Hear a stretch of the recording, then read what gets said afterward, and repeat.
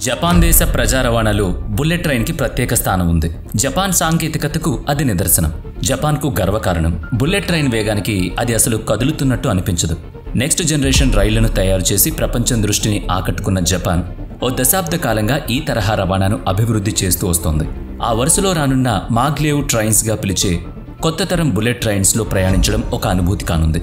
మ్యాగ్నెటివ్ లివిటేషన్ అనేది మాగ్లేవ్కి విస్తృత రూపం. గంటకు 603 కిలోమీటర్ల వేగంతో రైలు పట్టాలతో సంబంధం లేకుండా గాల్లో ఎగురుతున్నట్టుగా, భూమి ఆకర్షణను ధిక్కరిస్తున్నట్టుగా పరుగులు తీసే బుల్లెట్ ట్రైన్లు వేగంలో ప్రపంచ రికార్డుల్ని తోసివేనున్నాయి.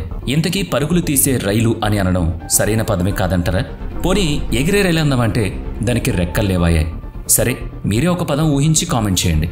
ఇప్పుడున్న బుల్లెట్ ట్రైన్స్ గంటకు 210 నుంచి 320 కిలోమీటర్ల వేగంతో ప్రయాణిస్తుంటే ఈ మాగ్లేవ్ రైళ్ల వేగం అంతకు రెట్టింపు ఉంటుందన్నమాట. టోక్యో, నగోయా నగరాల మధ్య ప్రయాణ సమయం 40 నిమిషాలు. ఇది విమాన ప్రయాణం కంటే తక్కువ సమయం. అవును, టొకైడో మార్గంలో విమాన ప్రయాణానికి పడుతున్న సమయం సుమారుగా గంటన్నర. మరి ఈ దారిలో మాగ్లేవ్ ట్రైన్స్ను నడపడానికి 2027ను గడువుగా నిర్ణయించారు. అయితే ఆ గడువులోగా మాగ్లేవ్ ట్రైన్స్ పట్టాలపైన పరుగులు తీసేలా కనిపించడం లేదు. అందుకోసం 2034 వరకు వేచి ఉండక తప్పేలా లేదు. జపాన్ వంటి క్రమశిక్షణ కలిగిన దేశంలో విధించుకున్న గడువును పొడిగించుకోవడమా అని మీరు ఆశ్చర్యపోతున్నారా? అందుకు ఒకే ఒక్క వ్యక్తి కారణం ఉంటున్నారు.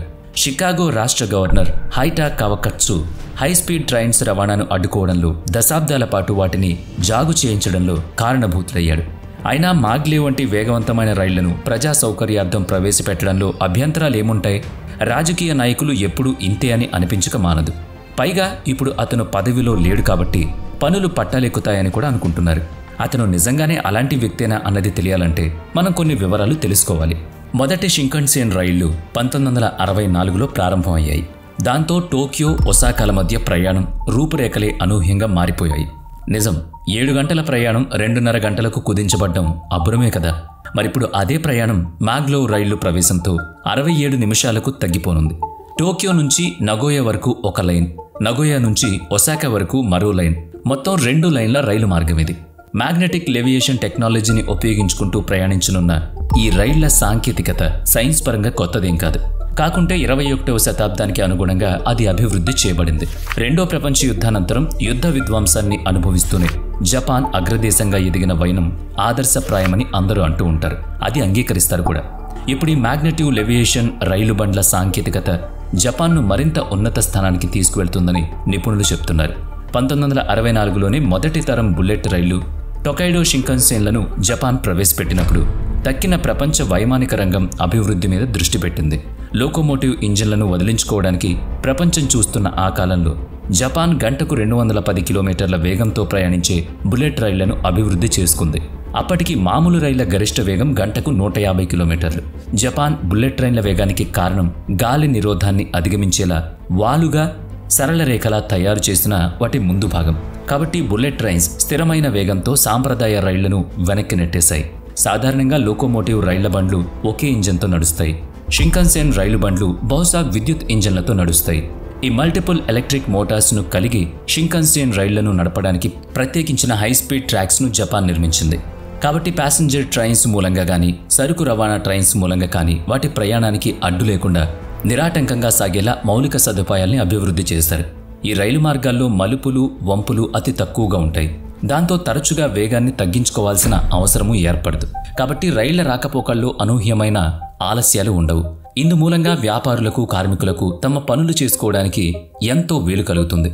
మెట్రో నగరాలు వ్యాపార కేంద్రాలుగా, సాంకేతిక విజ్ఞాన కూడలుగా ఎదగడానికి ఈ బుల్లెట్ ట్రైన్స్ రూపంలో అందుబాటులోకి వచ్చిన రవాణా సౌకర్యం అద్భుతంగా పనిచేస్తుంది. జపాన్ చరిత్రను పరిశీలిస్తే గత కొన్ని దశాబ్దాల్లో సాంకేతికత నిపుణులు, ఔత్సాహిక వ్యాపారవేత్తలు అపారమైన సంపదను సృష్టించారు. ఈ మార్పు టోక్యో నగరానికి పరిమితం కాలేదు, మొత్తం ఆసియా ఖండం లాభపడింది. జపాన్లోని మౌలిక సదుపాయాల అభివృద్ధి బుల్లెట్ రైళ్ల రాకతో ఊపందుకుంది.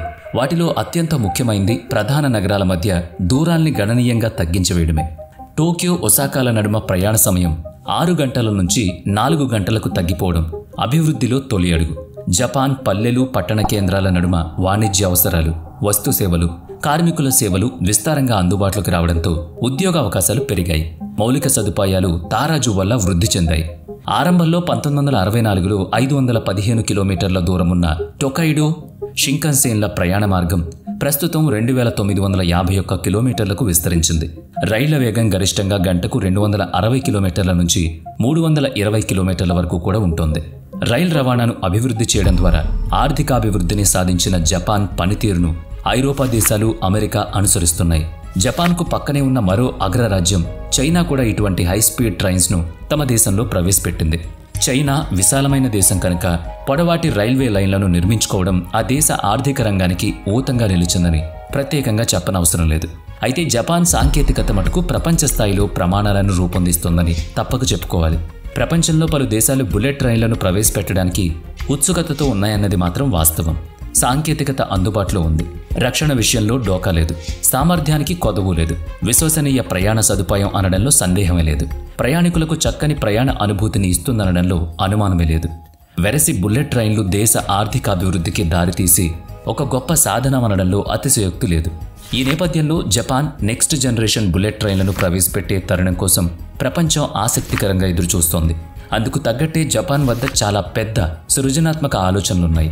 మాగ్లేవ్ ట్రైన్ల శకం ప్రారంభం అవడానికి సమయం ఉందన్న మాటే కానీ సదరు సాంకేతికత మాత్రం ప్రాచీనమే.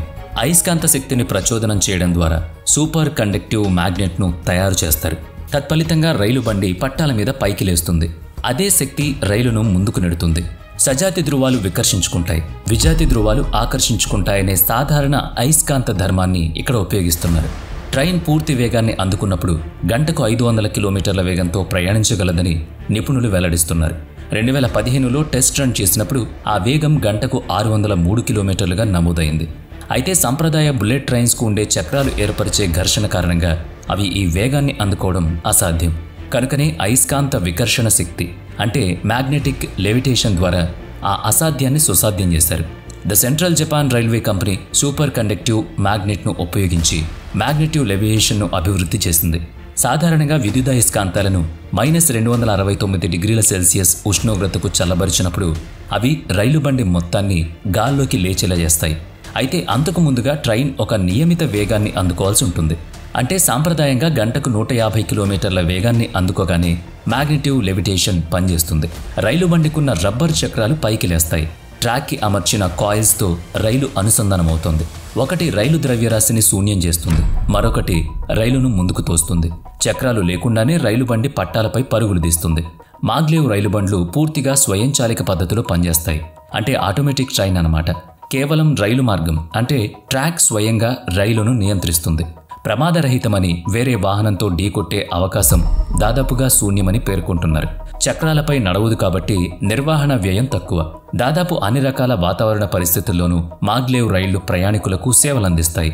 1960ల నాటి షింకన్సేన్ ట్రైన్ మాదిరిగా కాకుండా వీటికి అతి తక్కువ మలుపులు కలిగిన ప్రత్యేకమైన రైల్వే లైన్స్ అవసరం. తమ కంటే ముందు తమ ట్రాక్ మీద మరో రైలు ఏదీ నడుస్తూ ఉండకూడదు. కాబట్టి ఈ రైలు మార్గాల నిర్మాణం చౌకైన వ్యవహారం కాబోదు. మాగ్లేవ్ ట్రైన్స్ తయారీకి 2009లో పూర్తి అనుమతులు లభించగానే నిర్మాణం మొదలైంది. 2027కు ప్రారంభోత్సవ నిర్ణయం జరిగింది. అయితే టోక్యో నుంచి నగోయా వరకు ఉన్న మొదటి లైన్ నిర్మాణమే 2034కు గాని పూర్తి కాదని, ఇక ఒసాకా వరకు ఉన్న రెండవ లైన్ నిర్మాణం 2037 కంటే ముందుగా పూర్తయ్యే అవకాశమే లేదని తాజా వార్తల సారాంశం. 2027తో పోల్చి చూస్తే పూర్తిగా ఒక దశాబ్ద కాలం ఆలస్యం. అదేంటంటారా? టోక్యో నగోయాల మధ్య ఉన్న 287 కిలోమీటర్ల మాగ్లేవ్ మార్గంలో కేవలం 9 కిలోమీటర్ల పొడవు కలిగిన మార్గం షిజోకా రాష్ట్రం గుండా వెళుతుంది. ఇక్కడ దక్షిణ జపాన్ ఆల్ప్స్ పర్వతాలకు దిగువన సొరంగాలు తొలిచారు. ఇందుకు ఆ రాష్ట్ర గవర్నర్ హైటా కవక్కట్సు పలు అభ్యంతరాలను వ్యక్తం చేయడంతో నిర్మాణ పనులు కుంటుపడ్డాయి. కారణం సహేతుకమే మరి. ఓయి అనే నది ఆ ప్రాంత సంస్కృతి చరిత్రకు ప్రతీక. శతాబ్దాలుగా ఆ నదీ పరివాహక ప్రాంతంతో అక్కడి ప్రజల జీవితాలు ముడిపడ్డాయి. వారందరికీ ఆ నది నీరే ప్రధాన జలవనరు. వ్యవసాయానికి, టీ తోటల సాగుకు ఆ నీరే ఆధారం. సాలిన 25,200 టన్నుల టీ ఉత్పత్తితో ఆ ప్రాంతం దేశంలోనే అగ్రస్థానంలో ఉంది. జపాన్ మొత్తంలో టీ సాగులో షిజోకా వాటా 36%. కనుకనే ఈ ప్రాంతాన్ని టీ క్యాపిటల్ ఆఫ్ జపాన్గా పిలుస్తారు. ఇప్పుడు ఈ సంస్కృతికి తూట్లు పడబోతున్నాయి. మాగ్లేవ్ ట్రైన్ మార్గం కోసం తవ్వే సొరంగాల మూలంగా ఓయి నది నీటి లభ్యతా పరిమాణం తగ్గిపోవచ్చు. అది టీ సాగును ప్రభావితం చేస్తుందని ప్రజలు భయపడుతున్నారు. పైగా ఓయి నది మార్గంలో చాలా జల విద్యుత్ కేంద్రాలున్నాయి. మరిప్పుడు ఆ డ్యాంల గుండా ప్రవహించే నీటి ప్రవాహం తగ్గితే ఆ మొత్తం మండలం అంతటికీ విద్యుతోత్పత్తి కుంటుపడుతుంది కదా. ఇది వాళ్ళ అనుమానం. ముందు చూపు కాకుండా ఓయి నది జలప్రవాహంతో జూదం ఆడితే దానివల్ల సంభవించే విపత్తులు చాలా దారుణంగా ఉండబోతాయి. ఇవన్నీ విన్న తర్వాత the central Japan railway company యాజమాన్యం షిజోకా ప్రాంతం మొత్తానికి ఒక మాట ఇచ్చింది. సొరంగాల నిర్మాణం మూలంగా కోల్పోతున్న నీటిని పంపుల ద్వారా తిరిగి నదిలోకి తోడి ఎత్తిపోస్తామని చెప్పింది. అయినా కూడా సెకనుకు 2 మెట్రిక్ టన్నుల నీటిని నది కోల్పోతుందని నివేదికలు చెప్తున్నాయి. ఈ భయాలన్నిటికీ తోడు మరో విషయం కూడా ఉంది. సదరు మాగ్లేవ్ ట్రైన్ మార్గం మూలంగా షిజోకా రాష్ట్రానికి వనగూరే ప్రయోజనం ఆవగింజంత కూడా లేదనేది వారి వాదన. ఈ మార్గంలో ఒక్క మాగ్లేవ్ ట్రైన్ స్టేషన్ కూడా లేదు. మరి ఇక మరొక సమస్య ఏంటంటే ఈ ప్రాంతం పర్యాటకులతో రద్దీగా ఉంటుంది. ఓవర్ టూరిజంతో చికాకొచ్చి తమ ప్రాంతానికి ఎవరూ రావద్దు మొర్రో అని కోరుకుంటున్నారు. అక్కడ తమ ప్రాంతంలోనే ఉన్న ప్రసిద్ధ ఫూజీ పర్వతాన్ని అధిరోహించడానికి వచ్చే ఉత్సాహవంతుల నుంచి సందర్శన రుసుము వసూలు చేయాలని కూడా నిర్ణయించుకున్నారు. ఈ అన్ని అభ్యంతరాలకు సమాధానం చెప్పాలంటే తెమిలే పని కాదు. కాబట్టి 2024 మార్చిలోనే the central Japan railway company 2027 కల్లా ప్రాజెక్టును పూర్తి చేయలేమని చెప్పేసింది. కాబట్టి అటు ఇటు ఉన్న మార్గాన్ని నిర్మించడం పైన ఈ ఆలస్యం ప్రభావం పడుతోంది. అలాగే లైన్ 2 నిర్మాణము జాప్యం కానుంది. ఈ విషయంలో సదరు నిర్మాణ కంపెనీ హైటాక్ కవక్కట్సు ఇరువురు తమ పంతాలు విడిచిపెట్టలేదు. ఒకరి కోసం ఒకరు పంతం పట్టి ఆ ప్రాజెక్టు ముందుకెళ్లడం లేదు. అయితే 2024 ఏప్రిల్లో హైటాక్ కవక్కట్సు తమ సిబ్బందిని ఉద్దేశించి పొగట్టగా ఓ మాట అన్నారు. కూరగాయలు అమ్మేవారి కంటే పశువుల్ని కాసేవారి కంటే కూడా వీరు తెలివైన వారు అని ఆయన అన్న మాటలతో ప్రజల్లో ఆయన పట్ల వ్యతిరేకత కలిగింది. వ్యవసాయానికి పేరొందిన ప్రాంతానికి చెందిన రాజకీయవేత్త తన వారి పక్షాన పోరాడుతున్నాడని భావిస్తున్న నాయకుడి నోట ఇలాంటి కించపరిచే మాటల్ని ఊహించని ప్రజలు నిరసనల నేపథ్యంలో అతను ఆ మరుసటి రోజే రాజీనామా చేయక తప్పలేదు. 2024 సెప్టెంబర్లో కొత్త పరిపాలనా బృందం ఎన్నుకోబడింది. అది తమ ప్రాంతంలో మాగ్లేవ్ రైలు మార్గానికి భూ పరీక్షలు చేసుకోమని అనుమతిచ్చింది. కాబట్టి షిజోకా ప్రాంతంలో పనులు త్వరలోనే మొదలు కావచ్చు. ఇదిలా ఉంటే మిగతా ప్రాంతాల్లోనూ కొన్ని సమస్యల్ని గుర్తించారు. ఐచి రాష్ట్ర పరిధిలో భూమి గట్టిగా లేదు. దాంతో అక్కడ సొరంగాల్ని నిర్మించాలంటే 2030 జనవరి వరకు సమయం పడుతుంది. ఇంకా ఇటువంటి కొన్ని సమస్యలున్నాయి. ఊహించని వేరే సమస్యలు ఉంటాయేమో తెలీదు. ఇలా మొత్తానికి మాగ్లేవ్ ట్రైన్ను చూడాలంటే 2037 వరకు వేచి ఉండాలి. అయితే ఈ ఆలస్యం మరిన్ని అభివృద్ధి కార్యక్రమాలను సైతం జాగు చేస్తుందనే ఆలోచన కూడా జపాన్ దేశాన్ని వేధిస్తోంది. అలాగని జపాన్ ఉదాసీనంగా తాయితీగా ప్రవర్తించే లక్షణం కలిగి లేదు కదా. కనుక వారి ఉపాయాలు వారికి ఉంటాయి. తక్కిన ప్రపంచం కూడా జపాన్ అభివృద్ధి చర్యల్ని అనుసరించడానికి ఉత్సాహంగా ఎందుకు చూస్తుందన్నది మాత్రం నిజం. ఈ విషయంపై మీరు ఒక కామెంట్ చేయండి. అభివృద్ధి మాటున ఇలా నదులు వ్యవసాయ పొలాలను తవ్వుకుంటూ తొలుచుకుంటూ పోవడం ఎంతవరకు సబబు? వీడియో నచ్చితే లైక్ చేయండి, షేర్ చేయండి.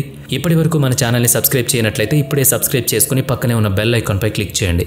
నెక్స్ట్ వీడియోలో మళ్ళీ కలుద్దాం. Thanks for watching.